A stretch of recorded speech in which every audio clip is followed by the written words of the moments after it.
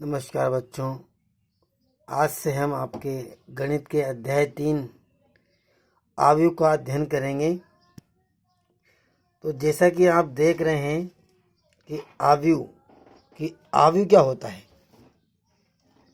तो आव्यूह एक आयताकार व्यू है जिसमें हम संख्याओं को लिखते हैं।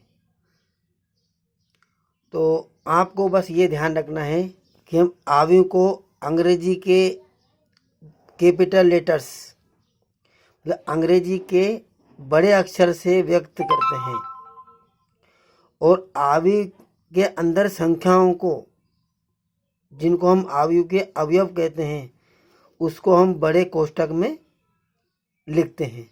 जैसा कि देखो मेरे लिख रखा है ए। तो ए क्या है यहाँ? आव्यूह।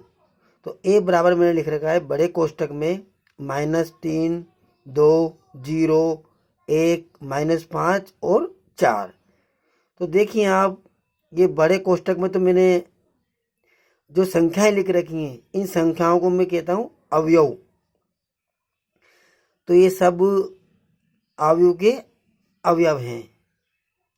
अब आगे देखिए बच्चों आप, आव्यूह का क्रम, कि हम आव्यूह का क्रम कैसे ज्ञात करते हैं।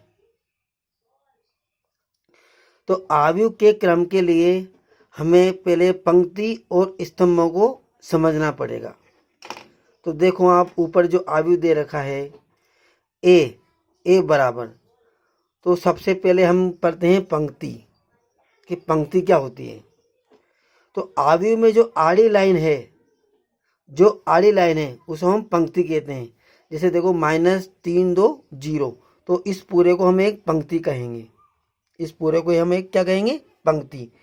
तो ऐसे देखो नीचे एक और पंक्ति है, 1, -5 और 4, तो ये भी क्या है? पंक्ति। तो पंक्ति क्या है? जो आड़ी लाइन है, जो क्षितिज रेखा है, वो तो पंक्ति है। और जो खड़ी रेखा है वो कहलाते हैं आपके स्तंभ। तो पंक्ति तो क्या है? आपके आड़ी लाइन। और स्तंभ क्या है? खड़ी लाइन।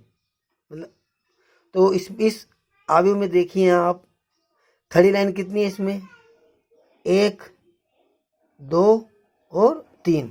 तो इस पंक्ति आव्यूह जो आपको दे रखा है ऊपर ए, तो इसमें 2 तो पंक्ति हैं और स्तंभ कितने? 3। तो जब भी हम किसी आव्यूह का क्रम ज्ञात करते हैं तो सबसे पहले हम देखते हैं पंक्तियों की संख्या और फिर देखते हैं हम स्तंभों की संख्या। यदि किसी आव्यूह में पंक्तियों की संख्या m हो और स्तंभों की संख्या n हो, तो उस आव्यूह का क्रम m × n होगा। क्या होगा? m × n।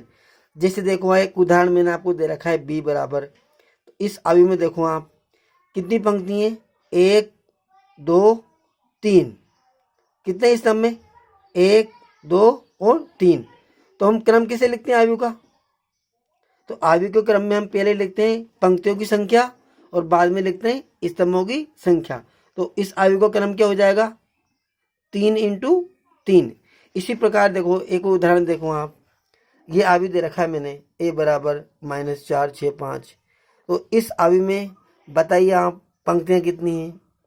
तो पंक्ति देखो जो आड़ी लाइन है 1, 2, 3। तो आड़ी लाइन पंक्ति कितनी है? 3। और स्तंभ कितने?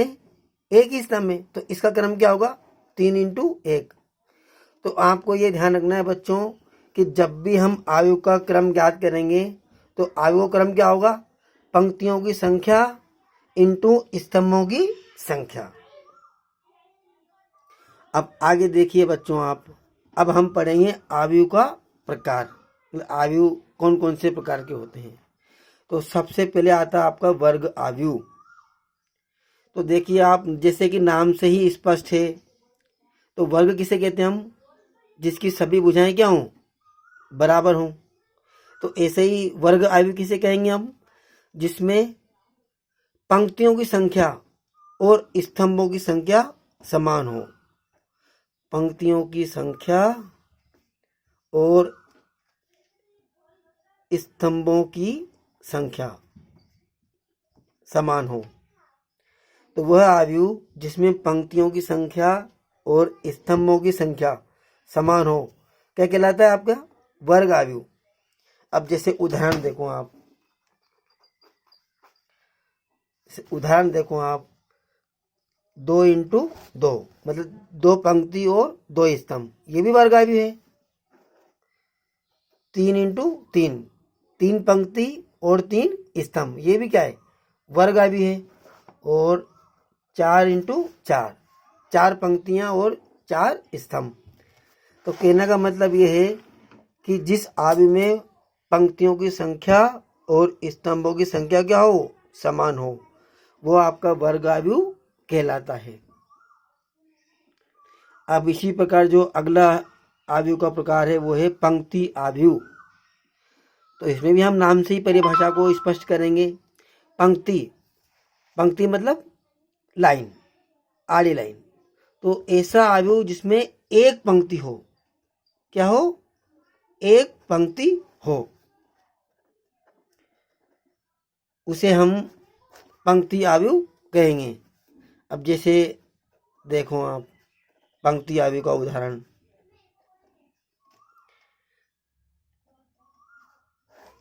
तो पंक्ति आव्यूह किसे कहते हैं हम? जिसमें एक पंक्ति हो।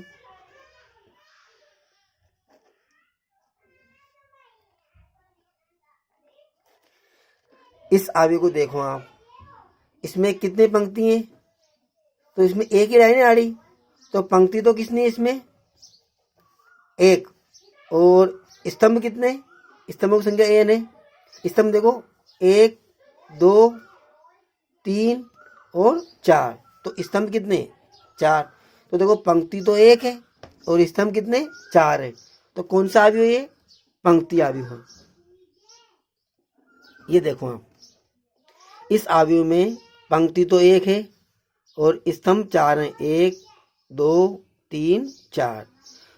तो m बराबर 1 और स्तंभों की संख्या n बराबर 4। तो ये भी आपका पंक्ति आव्यूह है। अब ऐसे ही देखो आप, अगला जो आव्यूह का प्रकार है स्तंभ आव्यूह। तो वही नाम से हम परिभाषा को स्पष्ट करेंगे, जिसमें एक स्तंभ हो। क्या हो? एक स्तंभ। तो ऐसा आव्यूह जिसमें एक स्तंभ हो उसे हम स्तंभ आव्यूह कहेंगे।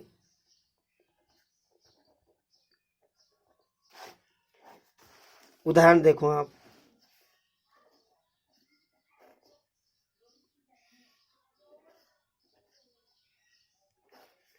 इसमें देखो आप, दिए गए आव्यूह में पंक्ति कितनी है?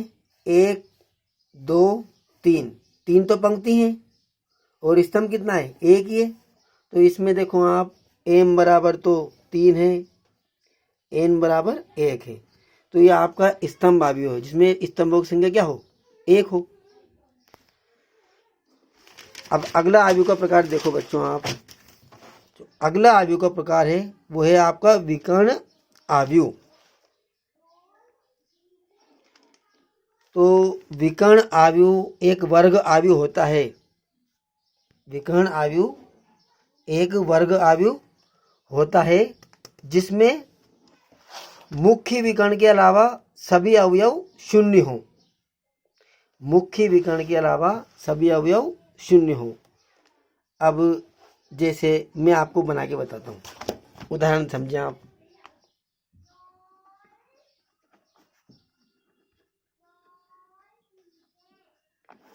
विकर्ण आव्यूह क्या है? एक वर्ग आव्यूह है।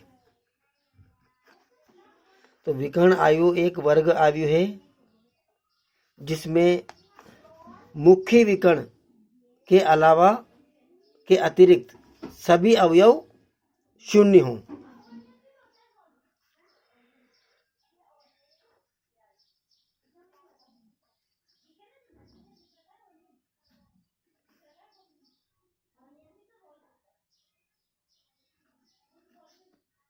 इसमें देखिए आप, ये आव्यूह मैंने दे रखा है। इस आव्यूह को आप ध्यान से देखो, इसमें पंक्तियों की संख्या कितनी है? 3 और स्तंभों की संख्या भी 3 है। तो इसका क्रम क्या है? 3 इंटू 3। तो इस आव्यूह में देखो आप, विकर्ण बन रहा है ना, अगर वर्ग है तो विकर्ण तो बनेगा ही सही। तो ये जो इधर ऐसा जो ये जो विकर्ण बनता है इसको हम मुख्य विकर्ण कहेंगे।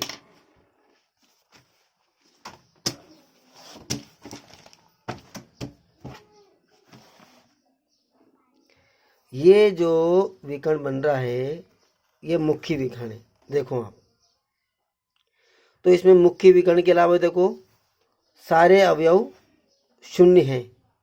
मुख्य विकर्ण के अलावा सारे अवयव क्या है? शून्य है। देखो आप, तो ये कौन सा आव्यूह है? विकर्ण आव्यूह। तो आपको विकर्ण आव्यूह कैसे ध्यान रखना है? विकर्ण आव्यूह क्या है? एक वर्ग आव्यूह जिसमें मुख्य विकर्ण के अलावा सभी अवयव क्या हों? शून्य हों, तो वो क्या कहलाता है? विकर्ण आव्यूह। अब अगला जो प्रकार है आपका आव्यूह का वो है इकाई आव्यूह।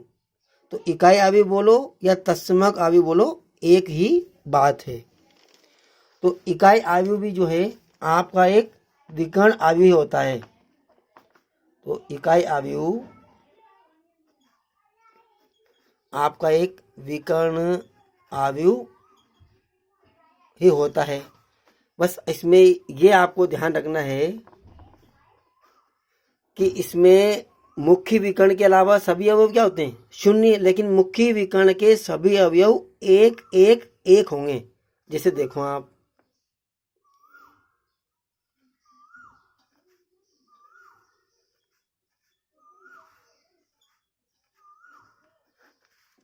ये उदाहरण देखो आप, तो ये विकर्ण आव्यूह है ना, क्योंकि इसमें मुख्य विकर्ण के अवयव के अलावा सभी अवयव क्या हैं? शून्य हैं। तो मुख्य विकर्ण में सभी अवयव देखो एक एक और एक दे रखे हैं। तो ऐसा विकर्ण आव्यूह जिसमें मुख्य विकर्ण के सभी अवयव क्या हों? मुख्य विकर्ण के सभी अवयव एक एक एक हों, वो क्या कहलाता है? इकाई आव्यूह। अब देखो आप, जैसे मैंने लिखा इकाई आव्यूह को हम आई से शो करते हैं। इकाई आव्यूह को हम आई से शो करते हैं। तो जैसे मैंने लिखा I2, तो I2 का मतलब है ये 2 इंटू 2 का इकाई आव्यूह है। तो इसको हम कैसे बनाएंगे? देखो 1 0 0 1 बन गया 2 इंटू 2 का। अब ऐसे देखो I3, तो I3 का मतलब है 3 इंटू 3 का इकाई आव्यूह।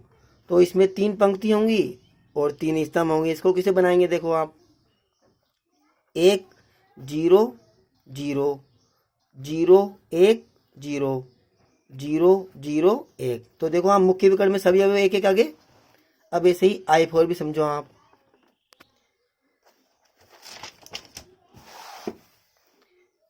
I4 का मतलब है 4 इंटू 4 का इकाई आव्यूह।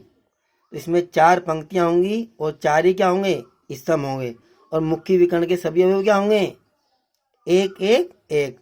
तो सबसे पहले देखो 1 0 0 0, फिर देखो आप 0 1 0 0, फिर 0 0 1 0, फिर अगला 0 0 0 1। तो इसमें देखो मुख्य विकर्ण एक एक एक आ गया। तो इस प्रकार से हम इकाई आव्यूह को लिखते हैं।